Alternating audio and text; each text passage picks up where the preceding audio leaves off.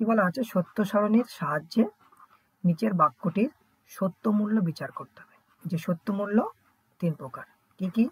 Number 1 শতসত্য, শতসত্য। Number 2 শতমিথ্যা, শতমিথ্যা। আর number 3 হচ্ছে পরতসাধ্য বা আপতিক। ঠিক আছে, সাধ্য বা আপতিক। তার মানে তোমাদেরকে এই 3টা জিনিস বের করতে হবে এই লজিকটা করে। এই যে স্টেটমেন্টটা দেওয়া আছে, P implies within second bracket, P implies within first bracket, Q dot not P, আর এইটার মানটা তোমাদেরকে বের করে সেটা শতসত্য হবে না শতমিথ্যা হবে না আপতিক হবে সেটা তোমাদেরকে বের করতে হবে। ওকে, কখন শতসত্য হবে? যখন ফলস্তম্ভে বা মূল স্তম্ভে সবকটি নিবেশন দৃষ্টান্ত ট্রু হবে তখন শতসত্য হবে। যখন সবগুলোই এফ হবে তখন সেটা শতমিথ্যা হবে। আর যখন সত্য এবং মিথ্যা দুটোই মিলেমিশে থাকবে তখন সেটা হয়ে যাবে আপতিক বা পরতসাধ্য। যখন আমরা লজিক করব তখন এই বিষয়গুলো তোমাদেরকে আমি ক্লিয়ার করে দেবো। ওকে, তো এইটুকুনি জানো, সত্য মূল্য যখন নির্ণয় করতে বলবে তখন বুঝবে যে শতসত্য, শতমিথ্যা অথবা পরতসাধ্য, এই 3টার মধ্যে কোনো একটা তোমাদেরকে বের করতে হবে। ওকে, তো চলো 1 বাই 1 আমরা মানগুলো বের করে লজিকটা দেখি যে কি হবে। ওকে, সবার প্রথমে এখানে দেখো কয়টা বচন গ্রাহক আছে। পি আছে, কি আছে? পি আছে আর হচ্ছে কিউ আছে। একটা সূত্র মনে রাখবে, 2n। ঠিক আছে, এটা সূত্র। এখানে বচন গ্রাহক কয়টি আছে? পি একটি আছে, কিউ একটি আছে। ওকে, তার মানে 2 এর পাওয়ার কত হবে? 2। যতগুলো এখানে বচন গ্রাহক থাকবে পাওয়ার কিন্তু n এর জায়গায় কিন্তু সেইটা বসবে।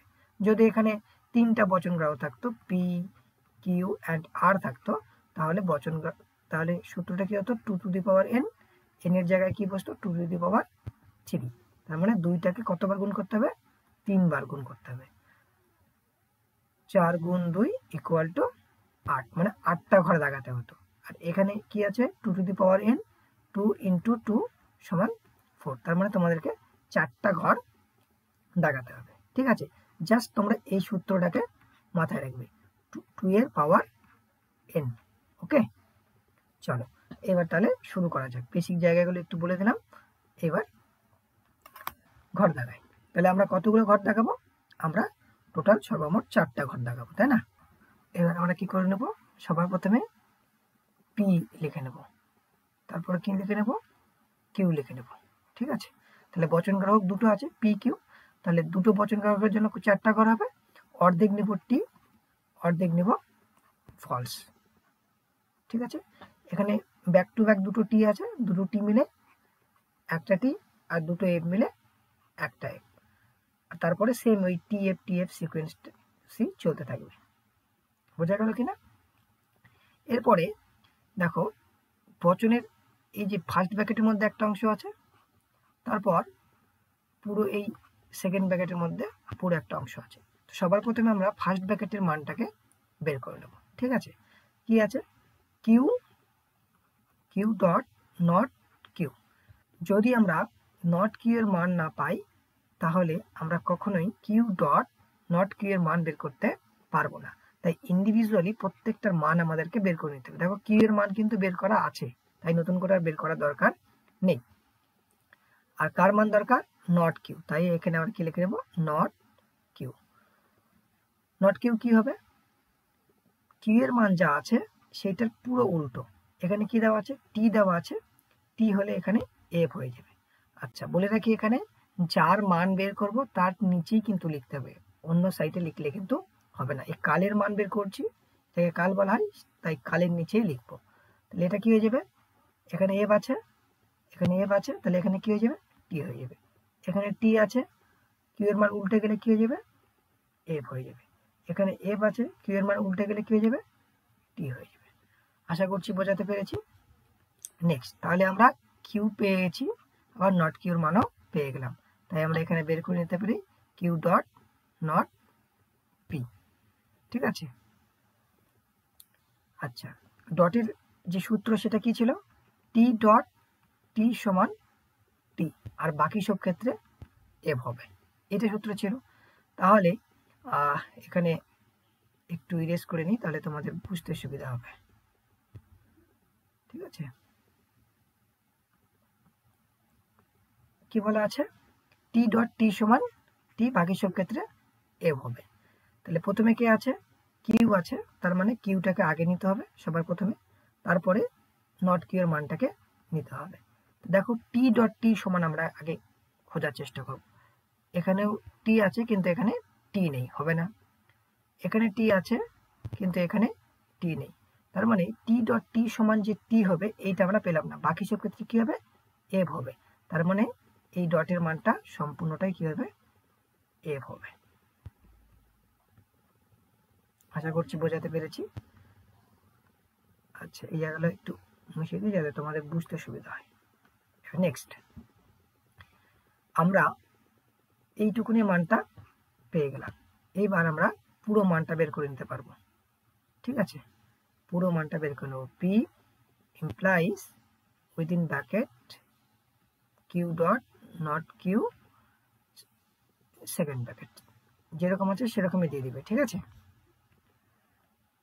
এবার তাহলে এখানে কার মান বের করতে হবে? আমাদের এই ইমপ্লাইজের মান বের করতে হবে। ইমপ্লাইজের সূত্র কি ছিল? টি ইমপ্লাইজ এফ সমান এফ, বাকি সব ক্ষেত্রে কি হবে? টি। এটা হচ্ছে ইমপ্লাইজের রুলস। টি ইমপ্লাইজ এফ সমান এফ, বাকি সব ক্ষেত্রে টি। তাহলে সবার প্রথমে আমরা কাকে পাচ্ছি? পি কে, তার মানে পি এই লাইনটা, তাই না? আর এই এর মানটা হচ্ছে এই যে এই লাইনটা, তার মানে এই টি আর এই এফ মিলে কি হবে? দেখো সূত্র দেখো কি বলছে, টি হুক এফ সমান এফ। তাহলে টি হুক এফ সমান কি হলো? এফ। আবার দেখো টি হুক এফ পেয়েছি, টি হুক এফ সমান এফ। তারপর দেখো এখানে এফ আছে, এফ আছে, হলো না? এফ আছে, এফ আছে, তার মানে কি সূত্র ছিল? টি হুক এফ সমান এফ, বাকি সব ক্ষেত্রে এফ। তাহলে এই ফরম্যাটটা মেরে নিই, তাই বাকিগুলোতে কি বসিয়ে দেবো? টি বসিয়ে দেবো। ওকে, এবার আমরা দেখো এইটুকুনির মানটা আমরা পেয়ে গেছি। এবার আমরা পুরো মানটা বের করতে পারি। তাহলে পুরো মান কি আছে? P implies within second bracket P implies Q dot not Q first bracket close second bracket. Okay, কার মান বের করবো? এই ইমপ্লাইজ। তো সবার প্রথমে কে আছে? ইমপ্লাইজের আগে কে আছে? পি, তার মানে এই পি এর মানটাকে নিতে হবে, আর এই পুরো এর মানটাকে নিতে হবে, তার মানে এই লাইনটার মান নিতে হবে। ইমপ্লাইজের সূত্র কি? টি হুক এফ সমান টি ইমপ্লাইজ এফ সমান এফ, বাকি সব ক্ষেত্রে টি। তাহলে টি ইমপ্লাইজ এফ খোঁজার চেষ্টা করি। দেখো এখানে টি আছে, দেখো এখানে এফ আছে, তাহলে টি হুক এফ সমান এফ। দেখো এখানেও টি আছে, এখানেও এফ আছে, তাহলে টি হুক এফ সমান কি হবে? এফ। দেখো এখানে টি নেই, এফ আছে, আবার এখানে টি আছে, এরকম হলে হবে না। টি প্রথমে টি থাকতে হবে, তারপরে ইমপ্লাইজ এফ থাকতে হবে, তবেই আমরা এফ পাবো। ঠিক আছে, তাহলে এখানে টি এই ফর্মাটা মেলে নিই, টি হুক এফ সমান এফ, এই ফর্মাটা মেলে নিই, তাহলে কি হবে? এখানে টি, এখানে এফ আছে, এখানে টি আছে, এখানে কি হবে? টি। তাহলে দেখো এখানে এটা মূল স্তম্ভ, এই মূল স্তম্ভে এফও আছে আবার টিও আছে। যখন মূল স্তম্ভে টি এফ মিলেমিশে, অর্থাৎ সত্য মিথ্যা মিলেমিশে থাকবে, তখন সেটা হয় পরত সাধ্য। ঠিক আছে, পরত সাধ্য। তাহলে এই বচনাকারটা কি হয়ে গেল? পরত সাধ্য। লিখতে হবে বচনাকারটি, উক্ত বচনাকারটি পরত সাধ্য, কেননা এর মূল স্তম্ভে সত্য এবং মিথ্যা উভয় প্রকার দৃষ্টান্তই পাওয়া গেছে। সেকেন্ড লজিক, এখানে কি কি বচন গ্রাহক আছে? পি আছে আর হচ্ছে কিউ আছে, দুটো গ্রাহক আছে, তাই সূত্র কি হবে? 2n, 2 দুটো আছে তাই হোল স্কোয়ার, তাহলে 2 গুণ 2 = 4, মানে আমাদেরকে কয়টা ঘর দেখাতে হবে? 4টা ঘর দেখাতে হবে। ওকে, 1 2 3 4। আরেকটা আমরা ঘর দাগিয়ে নিই, কারণ পি কিউটা তো লিখতে হবে না। আচ্ছা,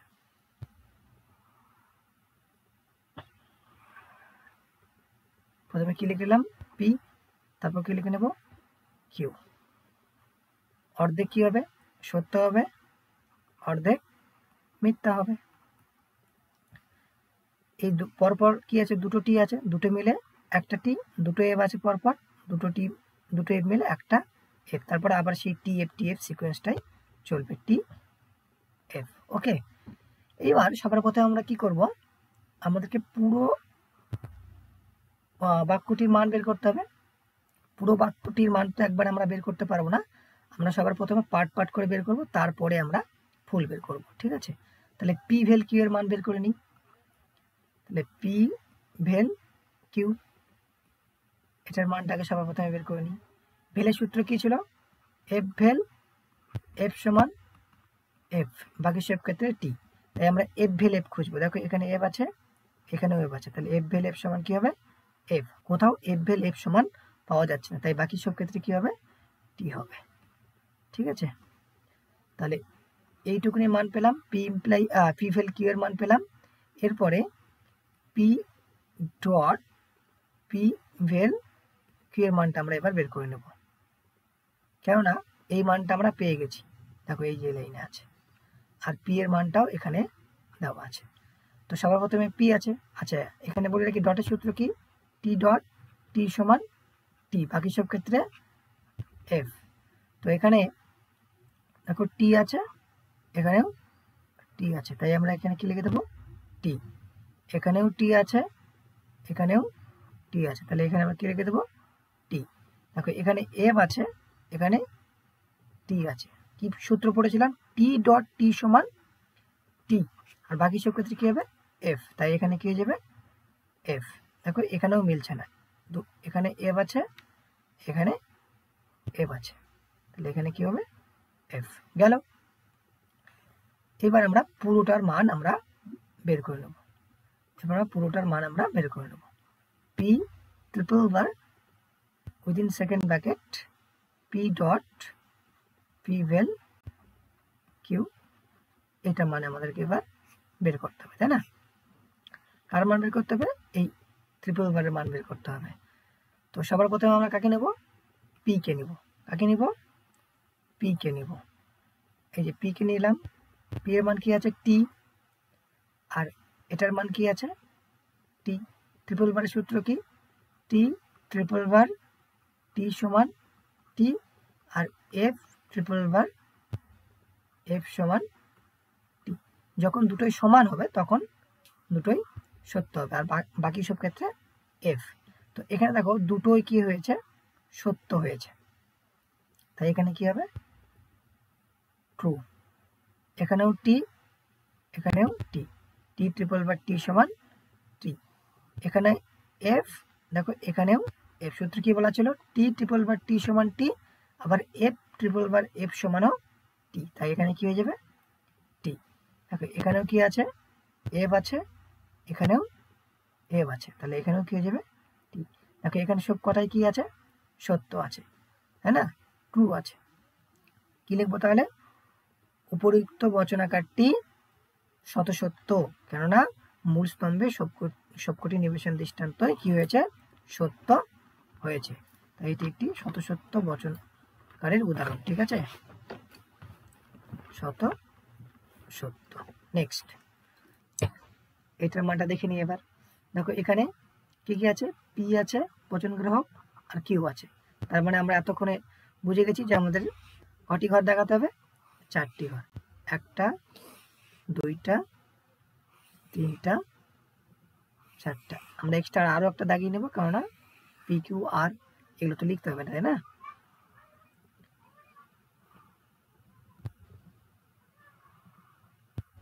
আচ্ছা, তাহলে এখানে লিখছি পি, এখানে লিখছি কিউ, তাহলে কি হবে? টি টি এফ এফ। এখানে কি হবে? তার অর্ধেক টি এফ টি এফ। তো সবার প্রথমে আমরা কি করব? পি ট্রিপল বার কিউ এর মানটা বের করে নেব, এইটার মান বের করে নেব। ট্রিপল বারের সূত্র কি? টি ট্রিপল বার টি সমান টি আর এফ ট্রিপল বার এফ সমান টি, মানে যখন দুটোই সমান হবে, এরও মান টি হবে, এরও মান টি হবে, তখন টি হবে, আর এখানেও এফ তখনও টি হবে। ঠিক আছে, এইখানে আছে এইখানে আছে, তাহলে টি হবে, আর এইখানে দুটো এফ আছে, তাহলে এখানে কি হবে? এইখানে কি হবে? টি হবে। বাকি সব ক্ষেত্রে কি হবে? এফ হবে। দেখো কোথাও মিলছে না, গেল। এইটুকুনি আমরা পেয়ে গেলাম। এবার এইটুকুনি আমরা এবার বের করে নেব। দেখো নট কিউ এর মান যদি আমরা না বের করি, নট পি এর মান না বের করি, তাহলে মাঝের যে ইমপ্লাইজের মান সেটা আমরা বের করতে পারবো না। তো সবার প্রথমে নট পি এর মান বের করে নেব। নট পি মানে কি? পি এর যা মান আছে তার কি হবে? উল্টো হয়ে যাবে। এই পি এর যা মান আছে, এই পি এর মানটা কি হয়ে যাবে? উল্টো আছে। এখানে কি দেওয়া আছে? টি দেওয়া আছে, হয়ে যাবে এফ। কি দেওয়া আছে? টি দেওয়া আছে, হয়ে যাবে এফ। এফ দেওয়া আছে, হয়ে যাবে ট্রু। এফ দেওয়া আছে, হয়ে যাবে ট্রু। গেল। সেম একইভাবে কিউ এর মান, কিউ এর মান কি হবে? দেখো টি আছে, তাহলে কি হবে? এফ। এফ আছে, টি হবে। কি আছে? টি আছে, কি হবে? এফ হবে। এফ হবে। এফ আছে, কি হবে? ট্রু হবে। গেল। তাহলে আমরা এবার not Q implies not P এর মানটা এবার আমরা বের করে নেব। আগে নট কিউটাকে নিতে হবে। ঠিক আছে, আগে নট কিউটাকে নিতে হবে, যেটা আগে থাকবে সেইটার মানটাকে আগে নিতে হবে। তাহলে একটু কালিটা চেঞ্জ করলে তোমাদের বুঝতে সুবিধা হবে। নট কিউ এর মান কি আছে? এফ। আমরা কার মান বের করছি? ইমপ্লাইজ। ইমপ্লাইজের সূত্র কি? টি ইমপ্লাইজ এফ সমান এফ, বাকি সব ক্ষেত্রে টি। আমরা টি ইমপ্লাইজ এফ খোঁজার চেষ্টা করব। দেখো প্রথমেই এফ আছে, হলো না। টি ইমপ্লাইজ এফ সমান এফ, আর কোথাও এরকম পাচ্ছি না, দেখো নেই। এখানে এফ আছে, এখানে টি আছে, এখানে টি আছে, এখানে টি আছে, তাই বাকি সব ক্ষেত্রে কি হয়ে যাবে? ট্রু। আশা করছি বোঝাতে পেরেছি।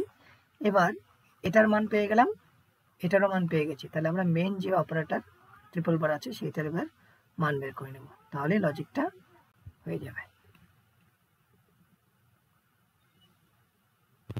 Not Q implies not P. ঠিক আছে, এই ট্রিপল বারের মান বের করব, তাই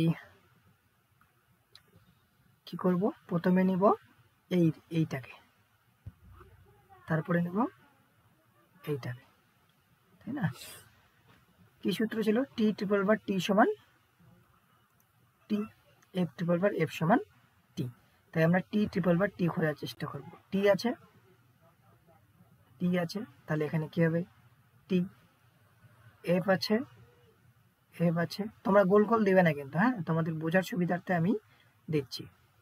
দেখো এখানে এফ আছে, এখানে টি আছে, তার মানে কি ছিল? টি ট্রিপল বার টি অথবা এফ ট্রিপল বার টি সমান টি হয়। যেহেতু এই ফরম্যাটটা মেলেনি, তাই এখানে কি হয়ে যাবে? এফ হবে, কিন্তু এফটা আমরা এখন দিব না। আচ্ছা চলো দিয়ে রাখি।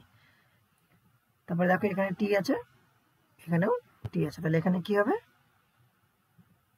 কি হবে? টি। ইয়েস। তাহলে দেখো এখানে টি এফ মিলেমিশে আছে, তাহলে এটা কি হবে? পরত সাধ্য। ওকে, আশা করছি বোঝাতে পেরেছি। নেক্সট, আচ্ছা এটা করেছি আমরা, এটাও করেছি, এটাও করেছি, এইটা করবো। হ্যাঁ, নেক্সট লজিক। এখানে কয়টা বচন গ্রাফ আছে? দুটো, পি কিউ। তাহলে কতগুলো ঘর দেখাতে হবে? 4টা। তাহলে পি আর এদিকে নেব কিউ। একটা ঘর, একটা ঘর, দুটো ঘর, তিনটে ঘর, 4টে ঘর।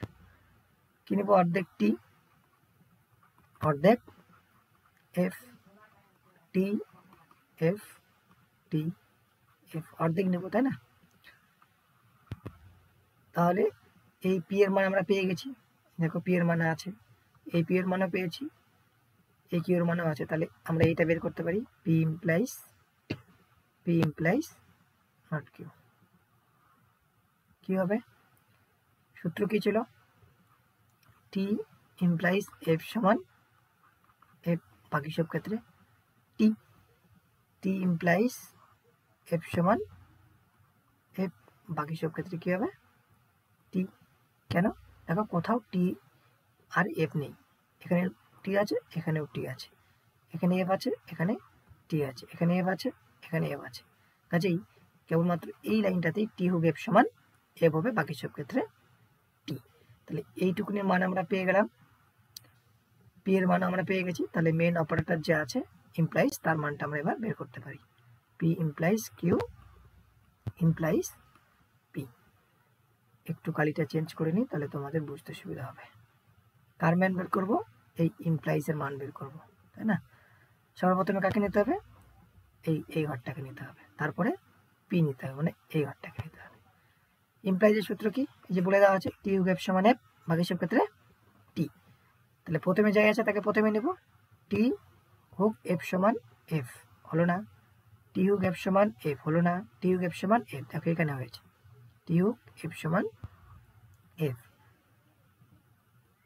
এফ টি হোক এফ আছে, তাহলে এখানে কি হয়ে যাবে?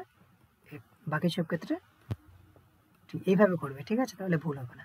দেখো এখানে দুটো সত্য আছে, দুটো মিথ্যা আছে, তার মানে কি সত্য আর মিথ্যা দুটোই, সত্য প্লাস মিথ্যা দুটোই আছে। যখন সত্য আর মিথ্যা দুটোই মিলেমিশে থাকবে মূল স্তম্ভে বা ফল স্তম্ভে, তখন সেটাকে আমরা বলবো পরত সাধ্য। ঠিক আছে? আশা করছি বোঝাতে পেরেছি। নেক্সট কোশ্চেন, এখানে কি কি আছে? পি আছে আর কিউ আছে, তাহলে কতগুলি ঘর দেখাতে হবে? তোমরা অলরেডি জানো যে 4টা ঘর দেখাতে হবে।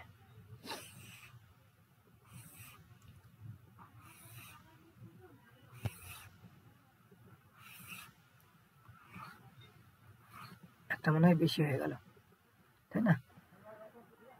এখানে কিউ, টি টি এফ এফ, এই ঘরটা বেশি হয়ে গেছে, ঠিক আছে? এটা বাদ দিয়ে দেবে। অর্ধেক নেব, টি এফ টি এফ। এবার এইটা মান বের করে নেবো, পি ইমপ্লাইজ কিউ, এই লাইনে হবে, দেখো টি আছে, এফ আছে, টি এফ সমান এফ বাকি সব ক্ষেত্রে কি হবে? টি। এরপরে এর মানটা বের করে নেব, পি ভেল কিউ, এফ ভেল এফ সমান এফ হয়, দেখো পি ভেল কিউ, এফ ভেল এফ সমান এফ হয় বাকি সব ক্ষেত্রে টি। ওকে, দেখো এই পোর্শনটারও পেয়ে গেছি, এই পোর্শনটারও পেয়ে গেছি। তাহলে এবার এই যে মেন অপারেটর আছে ইমপ্লাইজ, তারও মান আমরা বের করতে পারবো, তাই না? পি ভেল, সরি এখানে ভেল কিউ। আচ্ছা, তার মানে এইবার আমাদেরকে এই ঘরটাকে নিতে হবে আর এই ঘরটাকে নিতে হবে, তাই না? ইমপ্লাইজের সূত্র কি ছিল? টি ইউ এফ সমান এফ বাকি সব ক্ষেত্রে টি। টি ইউ এফ খুঁজবো, টি ইউ এফ খুঁজবো, টি ইউ এফ সমান এফ বাকি সব ক্ষেত্রে কি হবে তাহলে? টি। দেখো এখানেও সত্য মিথ্যা কি আছে? মিলেমিশে আছে, এখানে এফ আছে আর এগুলো সত্য, তাহলে এটাও কি হবে? পরত সাধ্য। ঠিক আছে, পরত সাধ্য। নেক্সট কোশ্চেনে যাব, লাস্ট কোশ্চেন আজকের।